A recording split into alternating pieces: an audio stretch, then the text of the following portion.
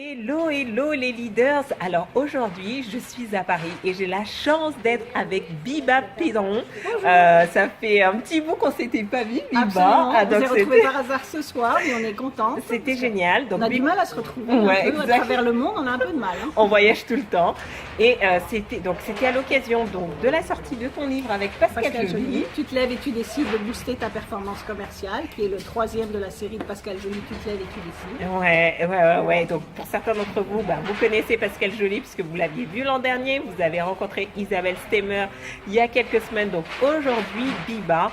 Et donc pourquoi c'est si important finalement de savoir comment booster sa performance commerciale quand on est entrepreneur. C'est un peu, je mets le pied dans la porte, mais parce que parfois, en fait, je trouve qu'on ne le sait pas assez. Ouais.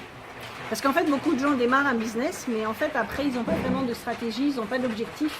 Donc, en fait, c'est la technique du papillon ou la technique du marketing du jour le jour. C'est-à-dire de se dire, tiens, je vais faire ça aujourd'hui parce qu'un tel a fait ça, ou tiens, il a fait des vidéos, je vais faire des vidéos, tiens, il fait des Facebook Live, je vais faire des Facebook Live.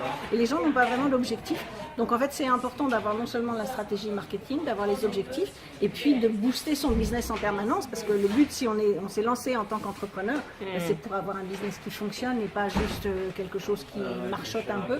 Et on n'est pas là pour faire un hobby, on est là pour faire un business et avoir du profit. Donc, il faut savoir booster sa performance commerciale. Et donc dans ce livre, finalement, vous donnez une méthodologie, un système que les personnes peuvent suivre étape par étape pour atteindre leurs objectifs commerciaux. Absolument.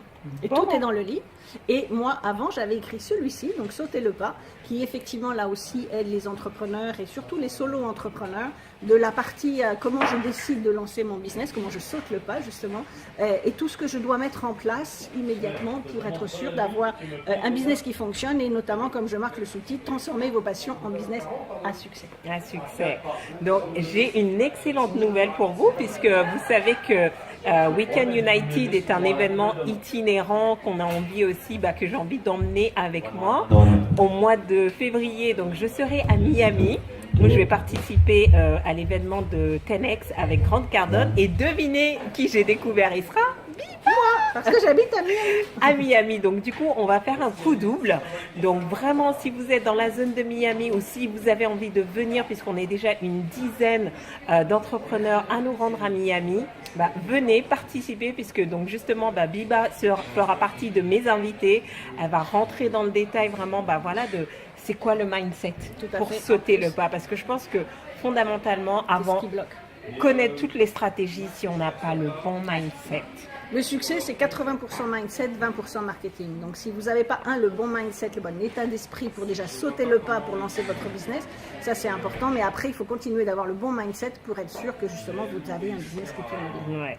Et en plus, Biba, française, qui vit aux États-Unis, donc Weekend United aussi, c'est vraiment apporter cette multiculturalité et montrer tous les différents types de leadership.